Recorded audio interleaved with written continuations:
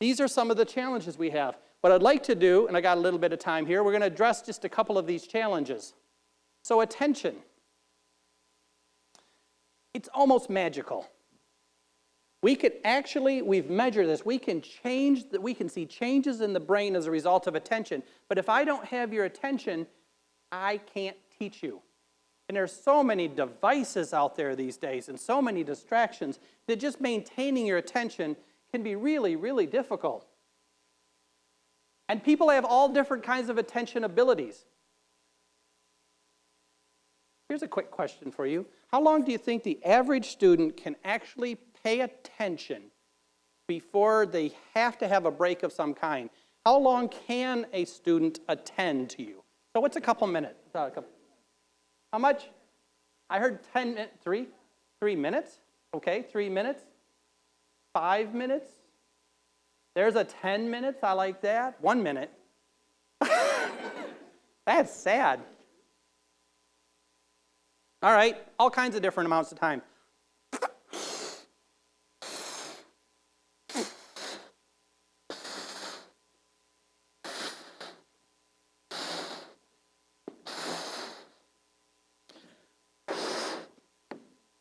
Attention is a funny thing. It actually changes based on a lot of characteristics.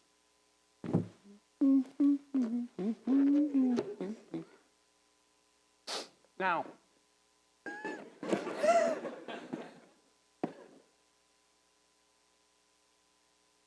crazy guy with a balloon and a sharp object.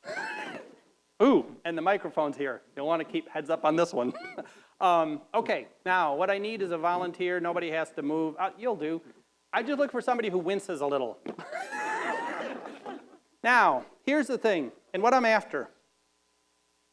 I just want to use a quick little side note here. I teach psychology a lot. When I teach psychology, one of the things that I have to teach is how do you actually learn something when you don't even want to? I'm not talking about people who don't want to learn not learning. I'm talking about people who learn when they don't want to or when they don't even pay attention. Suddenly you've learned something. Would that be weird in college or in grade school if you were learning things without even trying? There's a little thing called classical conditioning. And in classical conditioning, if something is paired with something natural, like a loud noise makes you jump, if I pair that with something like a balloon and a sharp object, you could actually learn to jump just because there's a balloon and a sharp object next to each other. You didn't even try to learn that. And if you hand a baby, don't do this.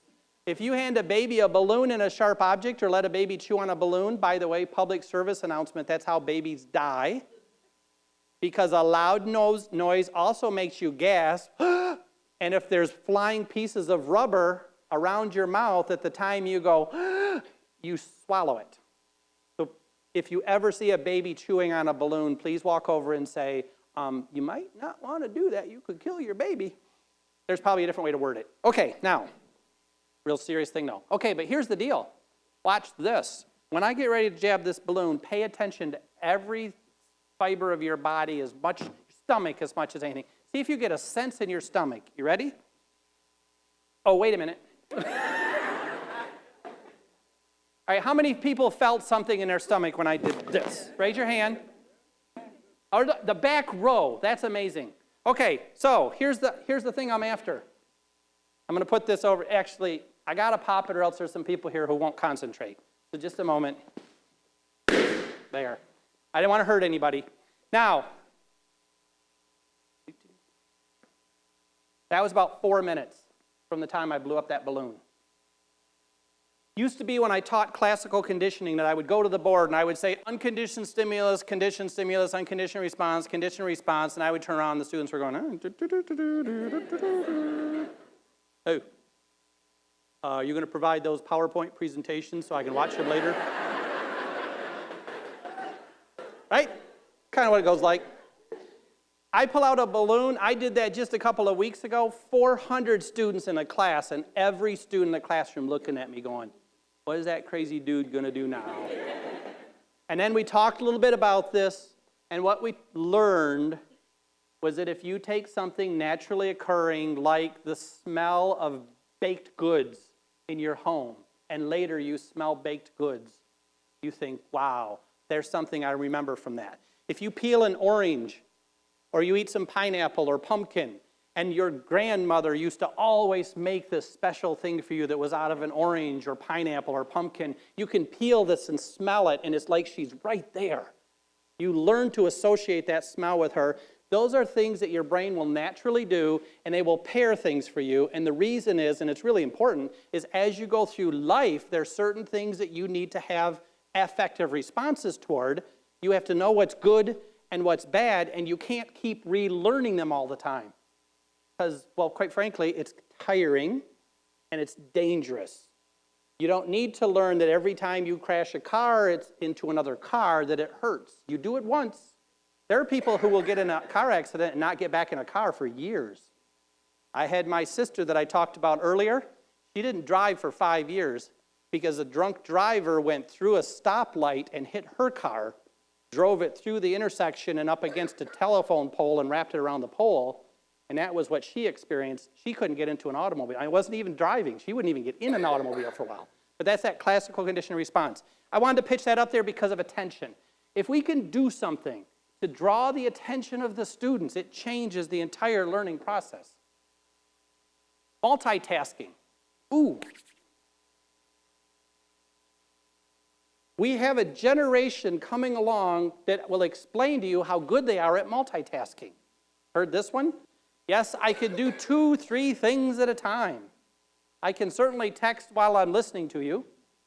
Now, here's the thing. We are no better at multitasking today than we were 100 years ago. We're better at task shifting. That is, doing one task and then another task. I text a little, I listen a little, I text a little, I listen a little, I read a little, I text a little, I listen a little. I'm task shifting, but I'm not multitasking. We need to be able to tell our children, tell our students that there's a difference between task shifting and multitasking. They can multitask. We all can, but not in the areas they're thinking about. I can walk and talk. If you think that's not a big deal, watch a baby as they grow up. A 1.5-year-old that just starts to walk will stumble. I can't do a 1.5-year-old walk, but they have a hard time walking without falling down. If you talk to them, sometimes they'll turn to look at you and fall down. Walking and talking, walking and listening is hard to do at the same time, but they get good at it. You can listen to the radio while you drive a car. You can listen to a person talking to you while you drive a car. You can't read a newspaper while you drive a car. Some have tried. It's bad. Texting and driving. If you haven't seen my favorite new bumper sticker, it says, honk if you love Jesus, text if you would like to meet him. It's extremely dangerous because you're shifting attention back and forth. One thing you can do that's actually fun is if a person, this is like a 1970s cell phone, if they didn't have texting back there though, but if they're texting and kind of listening to you, you'll catch your students and your children doing this. Sure, yeah, And you know what's happening. While they're texting, they're listening to you just the tiniest bit. They're taking sampling. You're explaining to them that they should clean their room, for instance. You need to clean your room. Yeah, sure, no problem, I'll clean my room. And if you don't clean your room, all they're doing is texting now. They're catching bits and pieces, still talking about cleaning my room, and they can go, and they snippets, but that's all they're doing. But they're not really listening, and when they're really concentrating on texting, they're hearing nothing. So what they're getting, another part, and just enough, clean your room, not going out, clean your room, and they're hearing those pieces, but they can stitch it back together. My favorite is when a friend of mine is texting someone, you watch them carefully and you can tell when they're listening and not listening. And at the moment they're not listening, you need to throw in something like, oh, and I'm moving this weekend, can you help me? Because for them it goes like this. So how you doing, Todd? I'm doing fine. How are you doing? Oh, great, yeah, things are going well. And I say, oh, by the way, can you help me move? And the person goes, yeah, sure, no problem. All right, so anyway, it was great chatting with you, and I'll see you later. And I say, yeah, see you Saturday. And they say, what? I say, well, I'm moving. You just volunteered to help me move. And they say, no, I didn't. I said, yeah, you were multitasking. Oh, you weren't listening to me? And then that kind of changes the tone. I am a mean person, I will admit that. So be careful with the multitasking. That draws attention away. Another aspect that we have to be careful with our students is that it's possible now to be awake and kind of offline. You see, many, many, many years ago, there were times when we would shut down and go to sleep. Some of you are old enough to remember those days.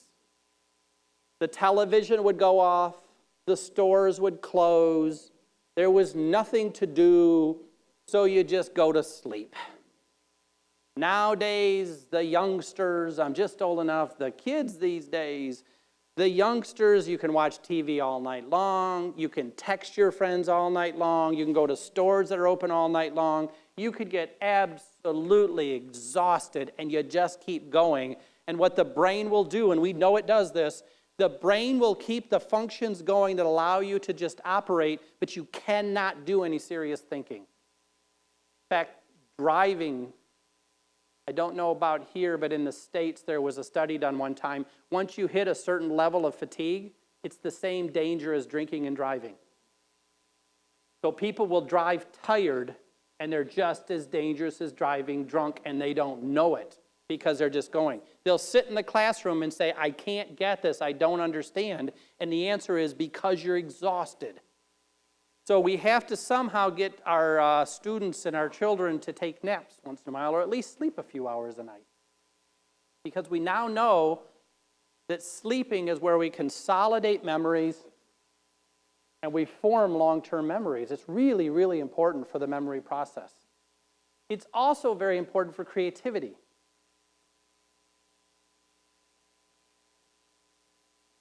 For people to be creative, they have to be able to use very high levels of thinking. And if what you're doing is functioning under that exhausted state, is you keep going and you can do basic tasks, but you can't really do those high-level tasks. So sleeping, really, really important. Another one I'm just going to throw in there, in this task of the challenges that we have, we can do certain things in the classroom. Other things we just have to say to students, you should be doing this. Exercise. Exercise is a strange thing. I now work in a medical school, which drives my mom crazy because I'm a doctor, PhD, in a medical school, and I still can't write a prescription. So that's the problem we have here. But exercise actually changes how the brain works. And there are individuals, especially when their studies get really, really hard, that they'll stop exercising and they'll stop sleeping, they'll stay up late and study, and then they have a hard time learning new stuff, so they stay up later, and they don't exercise because there's no time, and it gets in this terrible cycle that if people would just go out and exercise and rest a little bit, they could learn faster. So I just wanted to touch on the exercise.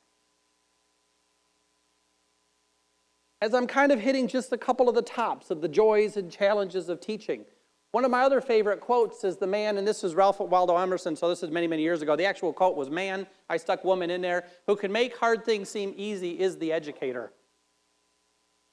Discounting knowledge to the point where a novice is at, understanding where they're at, and then pulling them up a little, not to your level, but pulling them up a little bit, that's a teacher. And one of the hardest things to do is to discount your own knowledge and get down to that level. Imagine teaching a child how to add.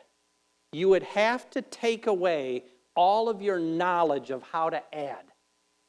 Forget that you know how to add at all and think, okay, if I did not know how to add, what would I say to a very young child who's learning to add? That's a really hard thing to do. It makes teachers do statements like, you don't need to worry about the basics in here. You can look those up on the internet. We just want to think critically. And my answer then is always, think critically about what? Because what the teacher has done is failed to discount her or his knowledge to the point where if you're going to think critically, you have to have something there. So when I say to my students, I have to think about what would it be like if you didn't understand classical conditioning? How can I get you to move up and get that a little? But discounting and getting down at that level is difficult. And here's a poet who is saying, if you can make hard things seem easy, get at that area, you're an educator. And there are lots of things out there. This is a little bit hard to see. It's a sculpture in London. But here's my favorite. Knowing how much information to share. If you share too much, frustration. Share too little, it's boredom. Here's some actual road signs that I found. One of my favorites. Now, don't read it yet. Here's the thing. This is a road sign. Some non-teacher thought that this is something that you should read while you're driving by. Okay? Here's what you should read while you're driving by. No person shall on a Friday, Saturday, or Sunday of the day preceding a public holiday or on a public holiday drive or cause to be driven between the hours of 6 p.m. and midnight a motor vehicle which exceeds 10.5 meters in length in all main roads. This is what happens when we let lawyers write road signs. I tell you what. That's my North Carolina. I'll tell you what. Anybody who starts a sign with no person shall and has, boy, here's my favorite too, drive or cause to be driven. Okay, I got to think about this for a minute. Either drive it or cause it to be driven. I guess that could mean a remote control car. Because I could cause that to, or maybe it's sitting in the passenger seat where I look at someone and say, drive. So that would be, I would be in trouble because I would cause it to be driven. But then he would be in trouble because he's driving. So I don't know who would get in the most trouble there. Teachers would know, you're in this room and you're laughing because you are smart enough to know what level of knowledge a person should have. And you're smart enough to know that when people look at certain signs, they just think, I don't know how much that's going to help.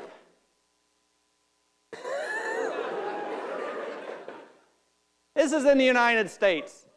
If you're not sure which way you're supposed to go, actually, it's really, really easy.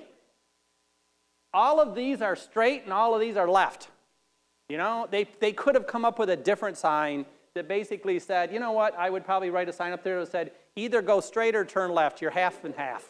Just don't turn around and don't go to the right.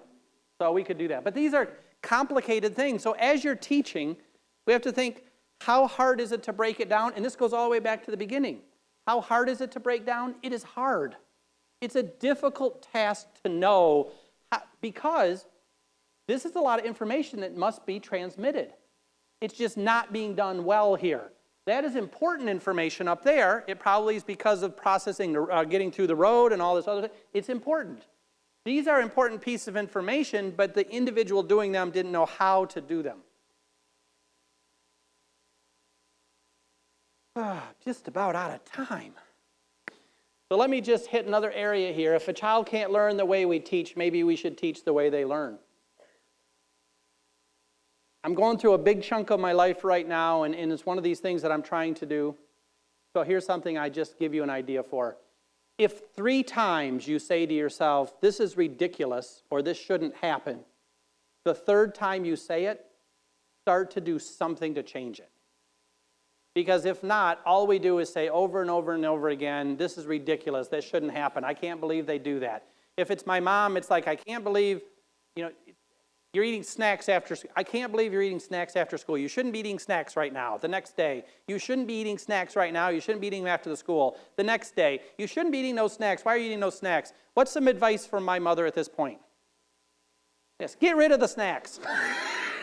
Take them and throw them into the trash can. The next day, I can come home and say, hey, there's no snacks. And she says, yep. But the point is, if you just complain all the time. So one I used to complain about, my students didn't know how to take notes. They couldn't take good notes. Let's say these students should be able to take good notes. Somebody should teach these students how to take notes. I can't believe you're not taking any notes. That's number 3. Okay, next step, I need to teach you how to take notes. By the way, I do it in my class now. The first day of class, I teach my students how to take notes, and it's 30 seconds. And I've seen a significant change. Number 1, if I write something on the board, write it down. Number 2, if I spell something, Wundt founded psychology. Wundt, Wilhelm Wundt, was spelled W-U-N-D-T. W-U-N-D-T. If I spell it, write it down. If I repeat it, write it down.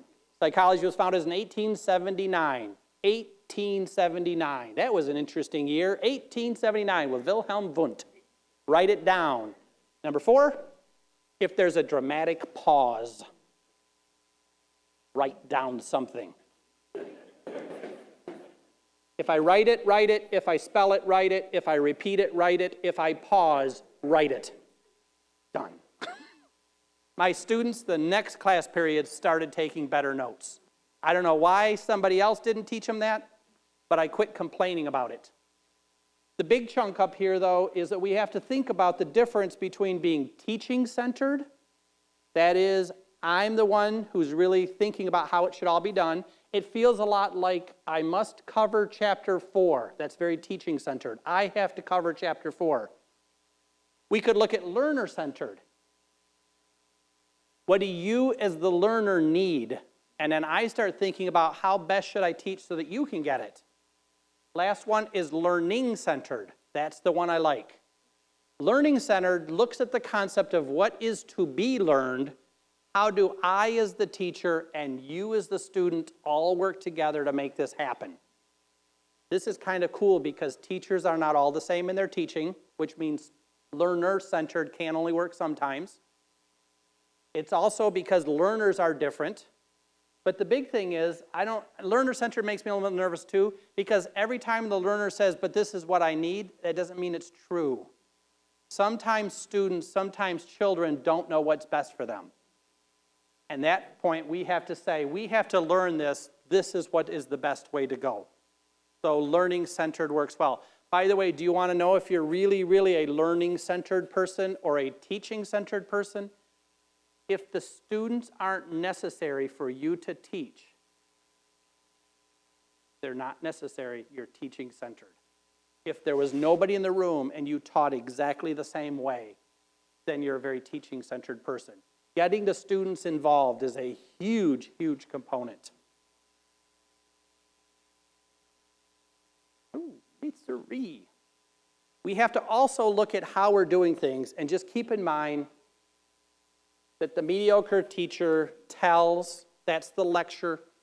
The good teacher explains, the superior teacher demonstrates, and the great teacher inspires. Our whole goal is to try to help the students, and I keep using the phrase for children too. For those of you who aren't teachers in a classroom sense, you're still teachers because when your children are old enough to look at you and process anything in their heads, you become a teacher, whether you like it or not. And the things you do and the things you say to them will stick with them for their whole life. And there's so many things about your characteristics right now that are all about your parents. So we have to look at what are we doing to our kids, for our kids, with our kids. There's so many little things that we can do. Just the few little things that we do and spend time with them makes huge, huge differences. That's a complicated graph, so I'm going to ignore it. I'm right at time. So I'm going to have to wrap up here in just 1 second. I want to have just a few minutes for some questions if there's time for that. But I see that I was supposed to go 45 minutes. I started my timer and I've gone 44, but it took a couple of minutes. But then I always go over. I'm calling it even. So here's the last thing I did want to do, though, and this is going to be a tricky moment because I never know exactly what I'm going to cover and stuff. So for all of you, just relax for a minute. Watch this educational thing. Close your eyes a moment and just relax. Close your eyes. Close them. Oops. Keep them closed. I'm skipping around. Oops. Oh, here, I made a mistake. I want to get to this right here. I wanted to just share with you my favorite poem. I'm going to put a slide up there that doesn't mean anything. You can open your eyes. That was just a trick. There's a book out there called Teaching with Fire. And Teaching with Fire is poetry that's done by teachers pick poems and explain why they pick them. And what the teachers do that is they say, I picked this poem because, and there's a poem by Jeff Moss that a teacher picked and put in the book, and she said, I taped this to my classroom door. And this is the poem. On the other side of the door, I can be a different me. Supposed to be different. As smart and as brave, as funny or strong as a person could want to be. There's nothing too hard for me to do. There's no place I can't explore. because everything can happen on the other side of the door. On the other side of the door, I don't have to go alone. If you come too, we can sail tall ships and fly where the wind has flown. And wherever we go, it's almost sure we'll find what we're looking for, because everything can happen on the other side of the door. I love that concept. I tape this. You can find it by just doing other side of the door, Jeff Moss. I tape this to my classroom door, and I tell my college students, I want you to read this. Actually, I put it in my syllabus now. And when you walk into this classroom, please keep in mind that there's almost anything that's possible. We're going to try new things. We're going to do this in such a way that we're going to help each other. If I make mistakes, I would like you to politely say, Dr. Zakrajsek, I think I see an error you have made. And then I will say, thank you for pointing that out. You write me a paper, and I will say, Joe, I see in this paper that your conclusion doesn't really summarize your points well. We need to rewrite that. And you can say, thank you for helping me out. We're not criticizing each other, we're helping each other. I'll do my best to stay above boredom. I'll do my best to stay below frustration. You help me, and I can do that. You don't help me, I can't do that. But we got to work together. So that's the deal. I think teaching is amazing. Thank you for giving me a few moments to play here a little bit. And I so much appreciate that you each set aside what it was you were doing in your busy lives and came here this evening. Thank you. It's up to you.